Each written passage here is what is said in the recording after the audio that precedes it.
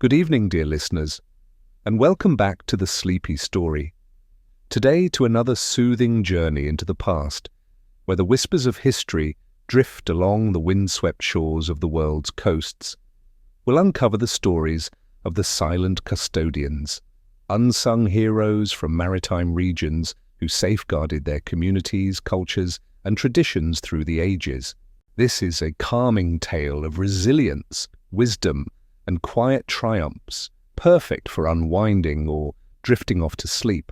So, find your coziest blanket, let the days slip away, and join me by a glowing fire on a moonlit beach as we explore these heartwarming stories, one gentle chapter at a time. Close your eyes if you'd like, and let's begin. Imagine yourself on a rugged coastline, perhaps along the shores of ancient Greece or the beaches of Polynesia in the distant past.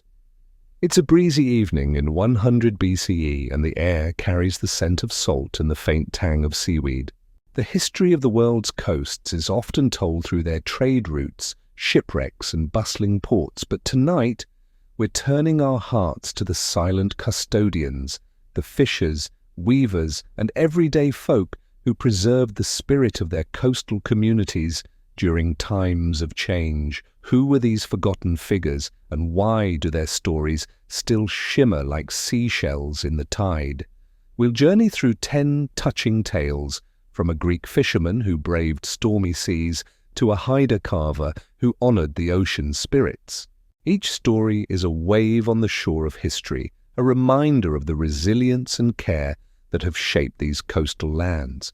So let's sit by the fire where the ocean murmurs softly in the distance, and begin our soothing journey through these silent tales of the coasts in 10 parts.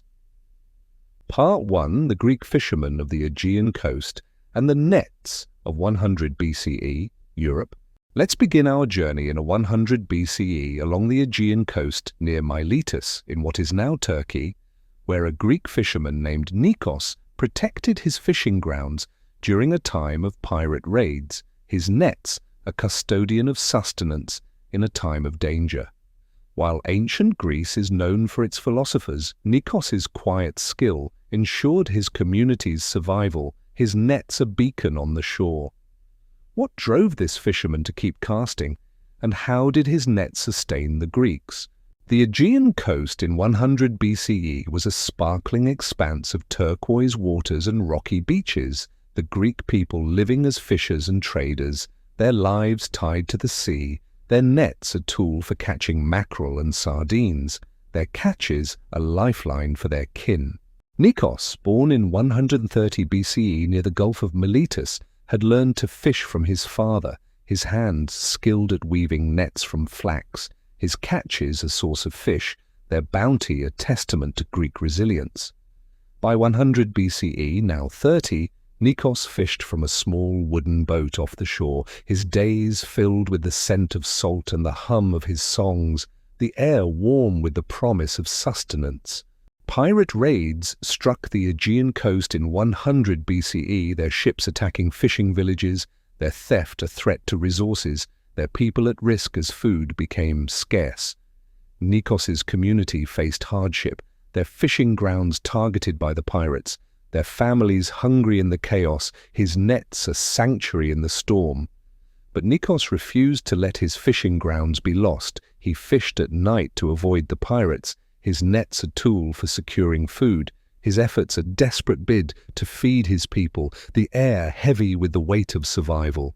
Picture him in his boat, a net in his hand, his linen tunic damp with spray, the air warm with sea mist and effort, his voice soft as he whispered to Poseidon, his fish a promise of nourishment. Nikos's custodian role was in his nets. He caught enough fish to feed his village, their bounty a lifeline in the scarcity, their harvest a gift of sustenance, their nourishment a comfort for the hungry. In the raid's worst month, he shared his mackerel with a neighboring family, their children weak with hunger, his gift a source of life, their gratitude a tearful embrace by the fire. He was our provider, wrote a village elder named Thalia in a later oral tradition, "Nikos's nets kept us fed." Nikos also taught his sons to fish, their nets a legacy of survival, their catches a keeper of the Greek spirit. His work became a quiet foundation, his nets a thread in the Greek survival, their sustenance a comfort through the centuries. Nikos died in 75 BCE, his health broken by years at sea, but his family lived on, their fishing traditions a cornerstone of Aegean culture, their nets a foundation for the maritime practices that endure today. In the 19th century, a Turkish archaeologist named Osman Hamdi Bey recorded Nikos's story in a study of ancient maritime life, its words a whisper of his skill, its pages a treasure in the Istanbul archaeology museums. Today, the Aegean coast remains a Greek heartland, their shores a stage for fishers like Nikos, their nets a whisper in the waves. In 2024, a Greek fisherman visiting Miletus cast a net for Nikos, his song a tribute to a forgotten custodian, the sea's breeze a testament to his gift. Nikos's story, like a fish in a net, reminds us that custodianship can be a cast in the raids, its sustenance a bridge across time. As we linger in this first chapter, picture Nikos in his boat, a net in his hand, the air warm with sea mist and song, the horizon stretching beyond. The Greek fisherman of the Aegean coast was a silent custodian's gift to the coasts. Let's rest here, in the shade of his boat, before we move on. Part 2, the Polynesian navigator of the Pacific coast and the canoes of 500 CE, Oceania. Let's journey now to 500 CE to the Pacific coast of Polynesia, near the Marquesas Islands in what is now French Polynesia, where a Polynesian navigator named Taine guided his people across the ocean during a time of migration, his canoe a custodian of exploration in a time of uncertainty. While Polynesians are known for their wayfinding, Taine's quiet skill ensured his community's survival, his canoe a beacon on the shore. What drove this navigator to keep sailing, and how did his canoe sustain the Polynesians? The Pacific coast in 500 CE was a vast expanse of turquoise waves and coral reefs, the Polynesian people living as navigators and fishers, their lives tied to the sea, their canoes a tool for crossing oceans, their journeys a testament to Polynesian resilience. Taine, born in 470 CE near Nuku Hiva, had learned to navigate from his father, his hands skilled at reading the stars and swells, his canoe a vessel for exploration, its hull a lifeline for his people. By 500 CE, now 30, Taine sailed from a beach lined with palms, his days filled with the scent of salt and the hum of his chants, the air warm with the promise of discovery. A migration wave struck Polynesia in 500 CE, its origins tied to the search for new islands, its journey perilous as storms threatened, their people at risk as they sought new homes. Taine's community faced uncertainty, their voyages fraught with danger, their families vulnerable in the vast ocean, his canoe a sanctuary in the storm. But Taine refused to let his navigation falter. He guided his people to a new island using the stars, his canoe a tool for safe passage, his journey a desperate bid to find a new home, the air heavy with the weight of survival. Picture him in his canoe, a paddle in his hand, his tapa cloth dusted with spray, the air warm with sea mist and effort, his voice soft as he chanted to Maui, his canoe a promise of refuge. Taine's custodian role was in his canoe. He led his people to a new island, their safety a lifeline in the migration, their new home a gift of stability, their peace a comfort in the vast sea. In 501 CE, he helped a young family settle on Hiva Oa, their relief a new beginning, his guidance a promise of survival, their gratitude a tearful embrace on the shore. He was our wayfinder, wrote a village elder named Moana in a later oral tradition. Taine's canoe kept us safe. Taine also taught his nephews to navigate, their paddles a legacy of exploration, their canoes a keeper of the Polynesian spirit. His work became a quiet foundation, his canoe a thread in the Polynesians' survival, their resilience a comfort through the centuries. Taine died in 525 CE, his health broken by years at sea, but his people lived on, their navigation traditions a cornerstone of Polynesian culture, their canoes a foundation for the wayfinding practices that endure today.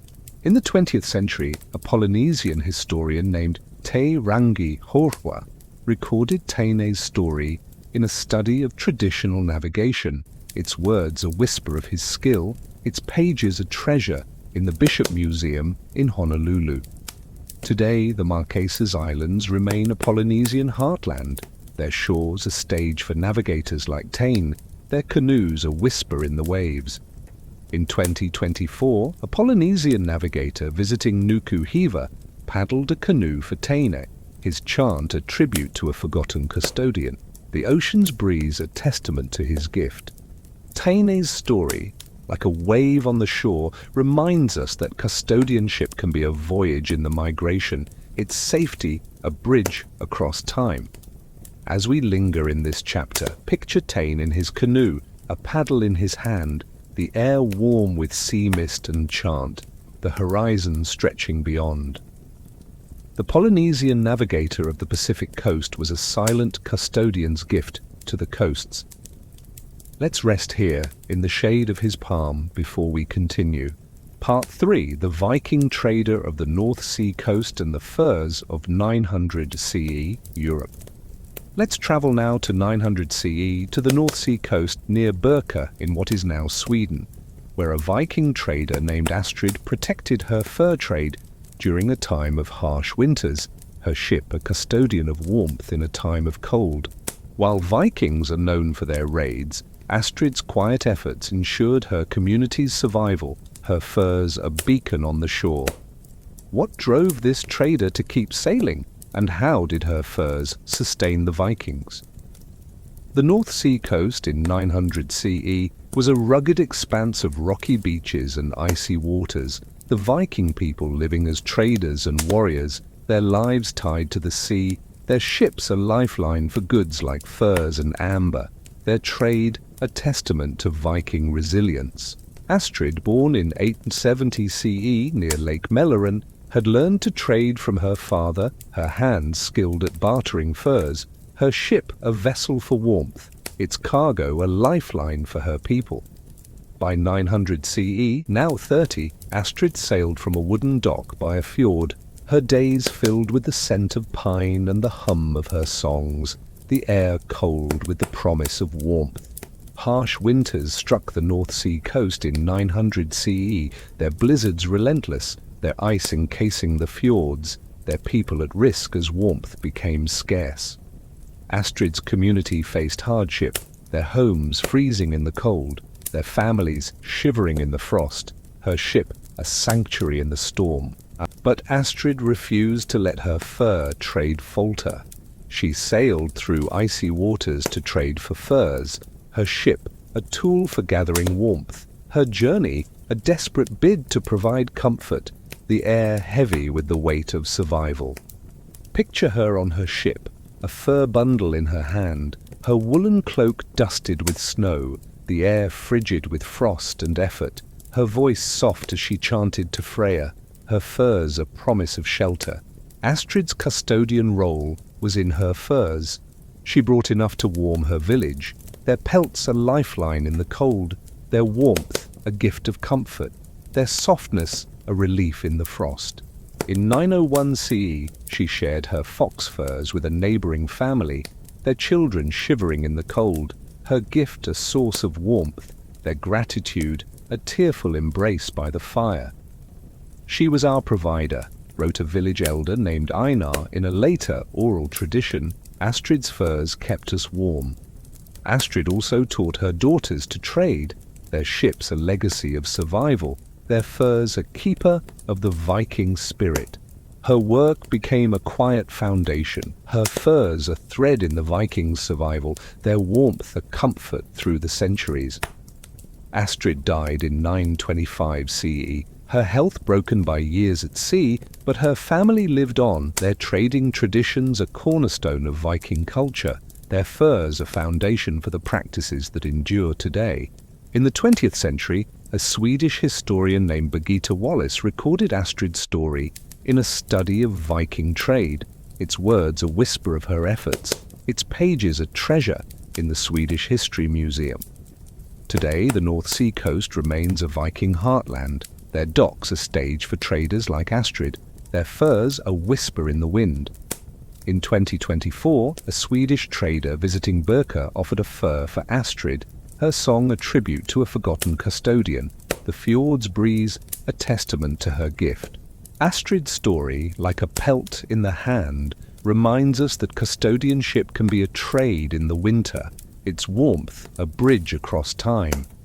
As we linger in this chapter, picture Astrid on her ship, a fur bundle in her hand, the air frigid with frost and song, the fjord stretching beyond. The Viking trader of the North Sea coast was a silent custodian's gift to the coasts.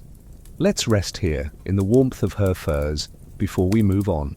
Part 4. The Swahili weaver of the East African coast and the baskets of 1100 CE, Africa.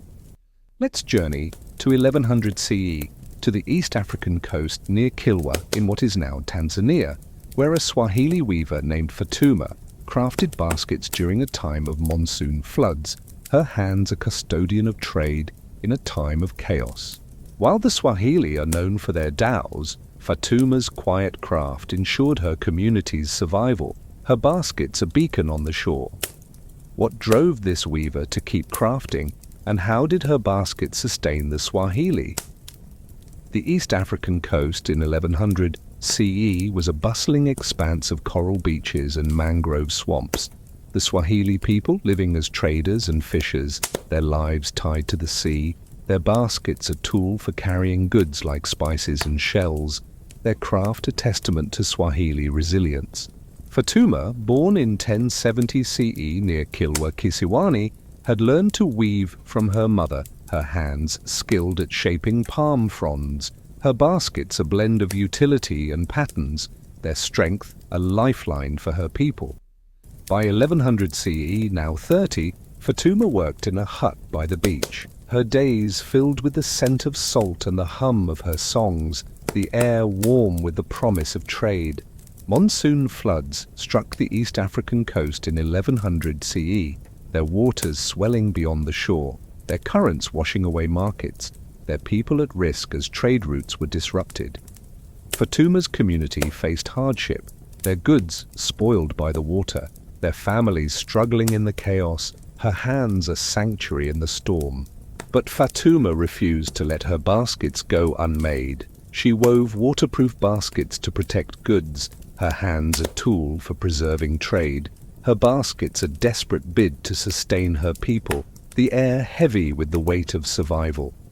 Picture her in the hut, a palm frond in her hand, her cotton wrap dusted with sand, the air warm with humidity and effort, her voice soft as she sang to the ancestors, her baskets a promise of stability. Fatuma's custodian role was in her baskets. She provided vessels for her village, their storage a lifeline in the scarcity, their utility a gift of trade, their strength a comfort in the chaos. In the flood's worst month, she gave a basket to a young trader named Juma, whose spices had been ruined by the water, its tight weave a symbol of hope, its fronds a promise of commerce, Juma's gratitude a tearful embrace by the fire. Her basket was our trade, Juma later told his son. Fatuma's craft kept us going. Fatuma also taught her daughters to weave, their hands a legacy of survival, their baskets a keeper of the Swahili spirit. Her work became a quiet foundation, her baskets a thread in the Swahili's survival, their utility a comfort through the centuries. Fatuma died in 1125 CE, her hands worn from years of weaving, but her family lived on. Their weaving traditions a cornerstone of Swahili culture, their baskets a foundation for the trade practices that endure today. In the 20th century, a Tanzanian historian named Abdul Sherif recorded Fatuma's story in a study of Swahili crafts. Its words a whisper of her skill, its pages a treasure in the National Museum of Tanzania. Today, the East African coast remains a Swahili heartland, their beaches a stage for weavers like Fatuma, their baskets a whisper in the palms. In 2024, a Swahili weaver visiting Kilwa crafted a basket for Fatuma, her song a tribute to a forgotten custodian, the ocean's breeze a testament to her gift. Fatuma's story, like a frond in a basket, reminds us that custodianship can be a weave in the flood, its utility a bridge across time. As we linger in this chapter, picture Fatuma in her hut, a palm frond in her hand, the air warm with humidity and song, the mangroves stretching beyond. The Swahili weaver of the East African coast was a silent custodian's gift to the coasts. Let's rest here, in the shade of her hut, before we move on. Part 5.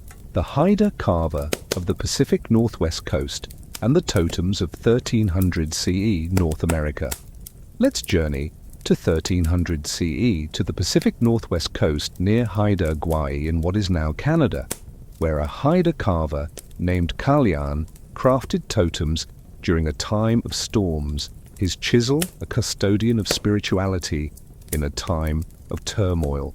While the Haida are known for their canoes, Kalian's quiet craft ensured his community's spiritual survival, his totems a beacon on the shore. What drove this carver to keep shaping, and how did his totems sustain the Haida? The Pacific Northwest coast in 1300 CE was a rugged expanse of cedar forests and rocky beaches, the Haida people living as fishers and carvers, their lives tied to the sea, their totems a symbol of ancestors and ocean spirits, their craft a song of their soul. Kalian, born in 1270 CE near Skidgate, had learned carving from his father, his hands skilled at shaping cedar, his totems adorned with symbols of raven and killer whale, their beauty a testament to Haida resilience. By 1300 CE, now 30, Kalian worked in a clearing by the shore, his days filled with the scent of cedar and the hum of his chants, the air cool with the promise of spirituality. A series of storms struck the Pacific Northwest coast in 1300 CE, their gales battering the islands, their waves a threat to villages, their people at risk as fear spread. Kalian's community faced despair, their spiritual practices disrupted by the storms, their faith at risk in the turmoil, his chisel a sanctuary in the storm. But Kalian refused to let his totems falter. He carved symbols of protection and ocean spirits, his chisel a tool for fostering hope, his totems a quiet plea for calm, the air heavy with the weight of prayer. Picture him in the clearing, a chisel in his hand, his cedar hat gleaming, the air cool with sea mist and chant, his voice soft as he sang to Raven, his totems a promise of peace. Kalian's custodian role was in his totems. He gifted them to his village, their beauty a comfort in their fear, their symbols a prayer for Haida endurance, their presence a spark of hope. In 1301 CE, he gave a totem to a young mother named Skana, whose home had been damaged by the storm, its killer whale design a symbol of strength, its wood a promise of safety, Skana's gratitude a tearful embrace by the fire. His totem was our hope, Skana later told her daughter. Kalian's craft kept our spirits alive. Kalian also taught his sons to carve, their chisels a legacy of spirituality, their totems a keeper of the Haida spirit.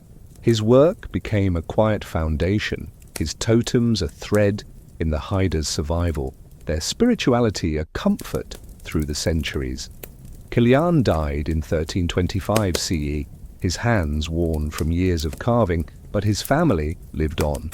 Their carving traditions a cornerstone of Haida culture, their totems a foundation for the heritage that endures today. In the 20th century, a Haida historian named Bill Reed recorded Kalian's story in a study of traditional art. its words a whisper of his skill, its pages a treasure in the Museum of Anthropology in Vancouver. Today, Haida Gwaii remains a Haida heartland, their shores a stage for carvers like Kalian, their totems a whisper in the cedar. In 2024, a Haida carver visiting Skiddergate carved a totem for Kalian, his chant a tribute to a forgotten custodian, the ocean's breeze a testament to his gift. Kalian's story, like a totem in the earth, reminds us that custodianship can be a carving in the storm, its hope a bridge across time.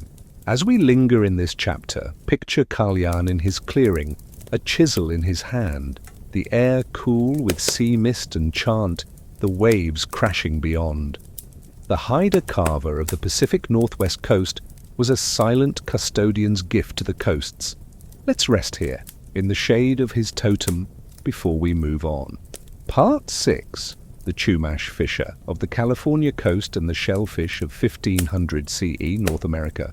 Let's journey to 1500 CE to the California coast near Santa Barbara, in what is now the USA, where a Chumash fisher named Limu protected her shellfish grounds during a time of drought, her basket a custodian of sustenance in a time of scarcity.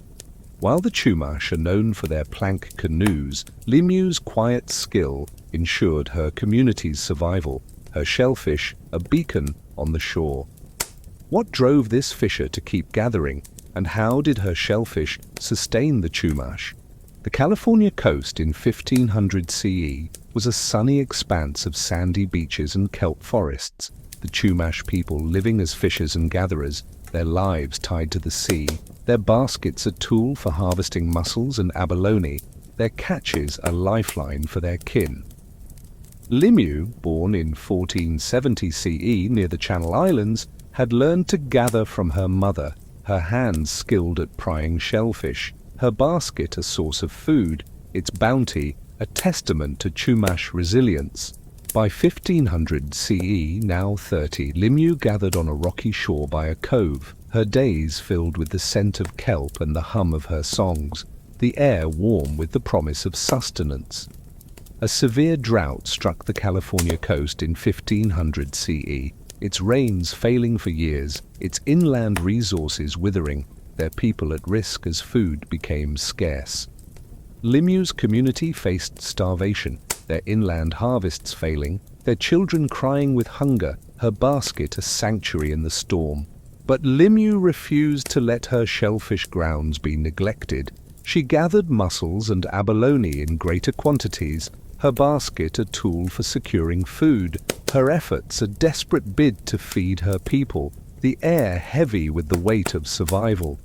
Picture her on the shore, a basket in her hand, her woven skirt dusted with sand, the air warm with sea mist and effort, her voice soft as she sang to Chupu, her shellfish a promise of nourishment.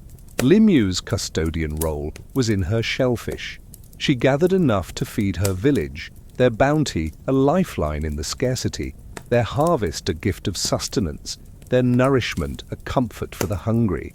In 1501 CE, she shared her abalone with a neighboring family, their children weak with hunger, her gift a source of life, their gratitude a tearful embrace by the fire. She was our provider, wrote a village elder named Sisquoc. In a later oral tradition, Limu's shellfish kept us fed. Limu also taught her daughters to gather, their baskets a legacy of survival, their shellfish a keeper of the Chumash spirit. Her work became a quiet foundation, her shellfish a thread in the Chumash's survival, their sustenance a comfort through the centuries. Limu died in 1525 CE, her health broken by years on the shore, but her family lived on, their gathering traditions a cornerstone of Chumash culture, their shellfish a foundation for the practices that endure today. In the 20th century, a Chumash historian named Ernestine Ignacio de Soto recorded Limu's story in a study of traditional harvesting, its words a whisper of her skill, its pages a treasure in the Santa Barbara Museum of Natural History. Today, the California coast remains a Chumash heartland, their shores a stage for fishers like Limu, their shellfish a whisper in the tide. In 2024, a Chumash fisher visiting Santa Barbara gathered mussels for Limu, her song a tribute to a forgotten custodian, the ocean's breeze a testament to her gift. Limu's story, like a shell in a basket, reminds us that custodianship can be a harvest in the drought, its sustenance a bridge across time. As we linger in this chapter, picture Limu on the shore, a basket in her hand, the air warm with sea mist and song, the kelp swaying beyond. The Chumash fisher of the California coast was a silent custodian's gift to the coasts. Let's rest here, in the shade of her cove, before we move on. Part 7, the Bengali boatmaker of the Bay of Bengal coast and the boats of 1400 CE, Asia. Let's journey to 1400 CE to the Bay of Bengal coast near the Sundarbans in what is now Bangladesh, where a Bengali boatmaker named Arjun crafted boats during a time of cyclones, his hammer a custodian of mobility in a time of disaster. While Bengalis are known for their poetry, Arjun's quiet craft ensured his community's survival, his boats a beacon on the shore. What drove this boatmaker to keep building, and how did his boat sustain the Bengalis? The Bay of Bengal coast in 1400 CE was a lush expanse of mangrove forests and tidal rivers, the Bengali people living as fishers and farmers, their lives tied to the sea, their boats a tool for fishing and transport, their craft a testament to Bengali resilience. Arjun, born in 1370 CE, near the Meghna River, had learned to build boats from his father, his hands skilled at shaping wood, his boats a blend of utility and balance, their hulls a lifeline for his people. By 1400 CE, now 30, Arjun worked in a workshop by the shore, his days filled with the scent of teak and the hum of his songs, the air warm with the promise of mobility. A series of cyclones struck the Bay of Bengal coast in 1400 CE, their winds devastating villages, their floods a threat to transport, their people at risk as boats were destroyed. Arjun's community faced isolation, their fishing and trade disrupted by the storms, their families stranded in the floods, his hammer a sanctuary in the storm. But Arjun refused to let his boats go unbuilt. He crafted sturdy vessels to withstand the waves, his hammer a tool for restoring mobility, his boats a desperate bid to reconnect his people, the air heavy with the weight of survival. Picture him in the workshop, a hammer in his hand, his dhoti dusted with sawdust, the air warm with humidity and effort, his voice soft as he sang to Saraswati, his boats a promise of connection. Arjun's custodian role was in his boats. He provided vessels for his village, their hulls a lifeline in the isolation, their mobility a gift of connection, their strength a comfort in the disaster. In 1401 CE, he gave a boat to a young fisher named Rina, whose family had been cut off by the floods, its sturdy frame a symbol of hope, its wood a promise of fish, Rina's gratitude a tearful embrace by the river. His boat was our lifeline, Rina later told her son. Arjun's craft kept us together. Arjun also taught his sons to build, their hammers a legacy of survival, their boats a keeper of the Bengali spirit. His work became a quiet foundation, his boats a thread in the Bengalis' survival, their mobility a comfort through the centuries. Arjun died in 1425 CE, his hands worn from years of building, but his family lived on, their boat-making traditions a cornerstone of Bengali culture, their boats a foundation for the maritime practices that endure today. In the 20th century, a Bangladeshi historian named Qazi Nazrul Islam recorded Arjun's story in a study of Sundarbans traditions, its words a whisper of his skill, its pages a treasure in the Bangladesh National Museum. Today, the Bay of Bengal coast remains a Bengali heartland, their shores a stage for boatmakers like Arjun, their boats a whisper in the tides. In 2024, a Bengali boatmaker visiting the Sundarbans carved a plank for Arjun, his song a tribute to a forgotten custodian, the river's breeze a testament to his gift. Arjun's story, like a boat on the water, reminds us that custodianship can be a craft in the cyclone, its mobility a bridge across time. As we linger in this chapter, picture Arjun in his workshop, a hammer in his hand, the air warm with humidity and song, the mangroves stretching beyond. The Bengali boatmaker of the Bay of Bengal coast was a silent custodian's gift to the coasts. Let's rest here in the shade of his workshop before we move on. Part 8. The Portuguese salt harvester of the Atlantic coast and the salt of 1600 CE, Europe. Let's journey to 1600 CE to the Atlantic coast near Setúbal in what is now Portugal, where a Portuguese salt harvester named João protected his salt pans during a time of economic hardship, his rake a custodian of preservation in a time of scarcity. While the Portuguese are known for their explorers, João's quiet labor ensured his community's survival, his salt a beacon on the shore. What drove this harvester to keep raking, and how did his salt sustain the Portuguese? The Atlantic coast in 1600 CE was a sunny expanse of sandy beaches and salt marshes, the Portuguese people living as fishers and harvesters, their lives tied to the sea, their salt a vital resource for preserving fish and food, its grains a testament to Portuguese resilience. João, born in 1570 CE near the Sardo estuary, had learned to harvest salt from his father, his hands skilled at raking salt pans, his salt a source of preservation, its grains a lifeline for his people. By 1600 CE, now 30, João worked in a salt pan by the shore, his days filled with the scent of brine and the hum of his songs, the air warm with the promise of sustenance. Economic hardship struck Portugal in 1600 CE, its origins tied to declining trade routes, its impact a threat to resources, their people at risk as food preservation faltered. João's community faced scarcity, their fish spoiling without salt, their families hungry in the downturn, his rake a sanctuary in the storm. But João refused to let his salt pans dry up. He worked tirelessly to harvest salt, his rake a tool for preserving food, his efforts a desperate bid to sustain his people, the air heavy with the weight of survival. Picture him in the salt pan, a rake in his hand, his linen shirt dusted with salt, the air warm with sea mist and effort, his voice soft as he sang to São Pedro, his salt a promise of nourishment. João's custodian role was in his salt. He harvested enough to preserve his village's fish, their grains a lifeline in the scarcity, their salt a gift of sustenance, their preservation a comfort in the hardship.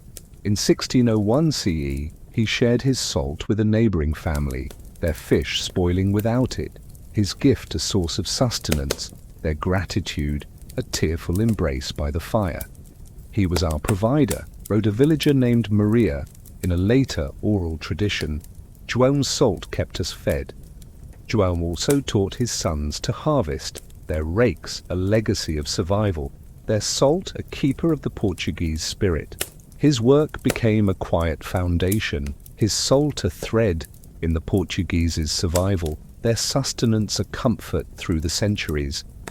João died in 1625 CE, his health broken by years in the sun, but his family lived on, their harvesting traditions a cornerstone of Portuguese culture, their salt a foundation for the preservation practices that endure today.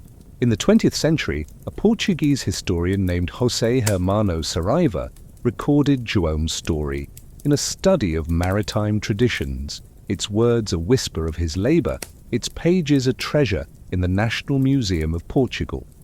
Today, the Atlantic coast remains a Portuguese heartland, their salt pans a stage for harvesters like João, their salt a whisper in the brine.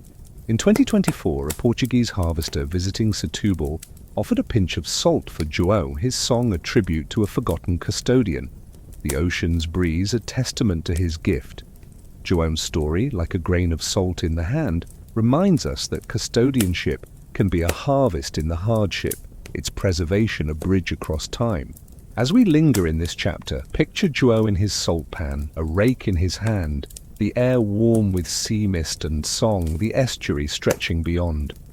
The Portuguese salt harvester of the Atlantic coast was a silent custodian's gift to the coasts. Let's rest here, in the shade of his pan, before we move on. Part 9. The Malagasy healer of the Indian Ocean coast and the herbs of 1700 CE, Africa. Let's journey to 1700 CE to the Indian Ocean coast near Toamasina in what is now Madagascar, where a Malagasy healer named Raso used traditional herbs during a time of disease. Her remedies a custodian of life in a time of suffering. While the Malagasy are known for their rice fields, Raso's quiet care ensured her community's survival, her hut a beacon on the shore. What drove this healer to keep gathering, and how did her herbs sustain the Malagasy? The Indian Ocean coast in 1700 CE was a lush expanse of coral beaches and tropical forests, the Malagasy people living as fishers and farmers, their lives tied to the sea, their remedies a mix of ravintsara and lemongrass, their healing a gift of the coast. Raso, born in 1670 CE near the Avondro River, had learned healing from her grandmother, her hands skilled at gathering herbs, her remedies a blend of Malagasy tradition, their warmth a promise of relief. By 1700 CE, now 30, Raso worked in a hut by the beach, her days filled with the cries of the sick and the scent of medicinal steam, the air warm with the weight of care. A wave of disease swept through the Indian Ocean coast in 1700 CE, its origins tied to trade with foreign ships, its symptoms brutal, fevers and weakness, their people at risk as the illness spread. Raso's community faced death daily, their exposure constant, their resources scarce in the humid heat, her hut a sanctuary in the storm. But Raso refused to abandon her patients. She brewed teas of ravintsara and applied lemongrass salves, their warmth a comfort for the fevered, her hands steady as she chanted healing songs, the air warm with steam and prayer. Picture her in the hut, a mortar in her hand, her woven skirt gleaming, the air warm with humidity and hope, her voice soft as she chanted to the ancestors, her touch a promise of life. Raso's custodian role was in her herbs. She treated all who came, from fishers to children, her remedies a bridge between families, their warmth a comfort in the face of death. In 1701 CE, she saved a young boy named Tovo, his body burning with fever, her ravintsara tea cooling his skin, her chants a rhythm that lulled him to sleep, Tovo's recovery a miracle that spread her name through the villages. She was our light, Tovo's mother, Miora, wrote in a later oral tradition. Raso's herbs were a gift from the coast.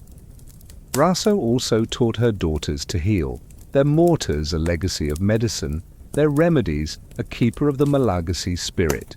Her work became a quiet foundation, her hut a thread in the Malagasy's survival, its herbs a comfort through the centuries. Raso died in 1725 CE, her health broken by years of service, but her family lived on. Their healing traditions a cornerstone of Malagasy culture, their knowledge a foundation for the practices that endure today. In the 20th century, a Malagasy historian named Jean-Aimé Rakotoarisoa recorded Raso's story in a study of traditional medicine, its words a whisper of her care, its pages a treasure in the National Library of Madagascar. Today, the Indian Ocean coast remains a Malagasy heartland, their beaches a stage for healers like Raso, their herbs a whisper in the leaves. In 2024, a Malagasy healer visiting Toamasina gathered lemongrass for Raso, her chant a tribute to a forgotten custodian, the ocean's breeze a testament to her gift. Raso's story, like a compress on a fevered brow, reminds us that custodianship can be a touch of care, its warmth a balm across time. As we linger in this chapter, picture Raso in her hut, a mortar in her hand, the air warm with humidity and chant, the coral reefs shimmering beyond. The Malagasy healer of the Indian Ocean coast was a silent custodian's gift to the coasts. Let's rest here, in the glow of her steam, before we move on. Part 10. The Inuit Hunter of the Arctic Coast and the Seals of 1800. CE Arctic. Let's close our journey in 1800 CE to the Arctic coast near Baffin Island in what is now Canada, where an Inuit hunter named Chilak protected his seal hunt during a time of early colonial contact, his harpoon a custodian of sustenance in a time of change. While the Inuit are known for their igloos, Chilak's quiet skill ensured his community's survival, his seals a beacon on the shore. What drove this hunter to keep hunting, and how did his seals sustain the Inuit? The Arctic coast in 1800 CE was a frozen expanse of icy waters and snowy shores, the Inuit people living as hunters and fishers, their lives tied to the sea, their harpoons a tool for hunting seals, their catches a lifeline for their kin.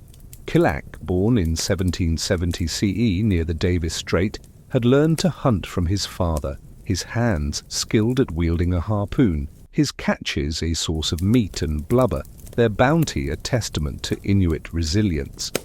By 1800 CE, now 30, Chilak hunted on an icy shore by a fjord, his days filled with the scent of salt and the hum of his songs, the air frigid with the promise of sustenance.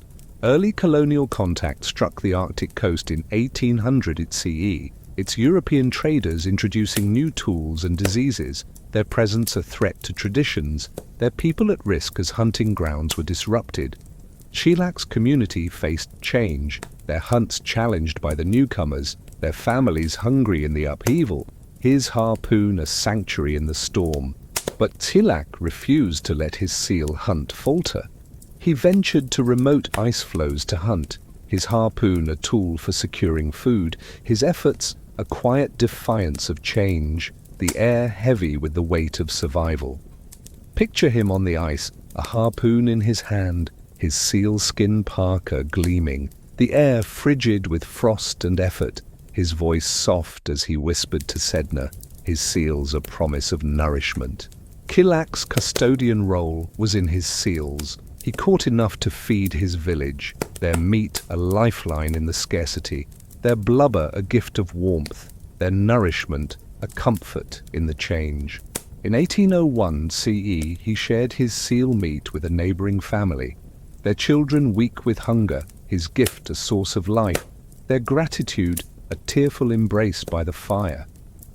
He was our provider, wrote a village elder named Anik in a later oral tradition. Chilak's seals kept us fed.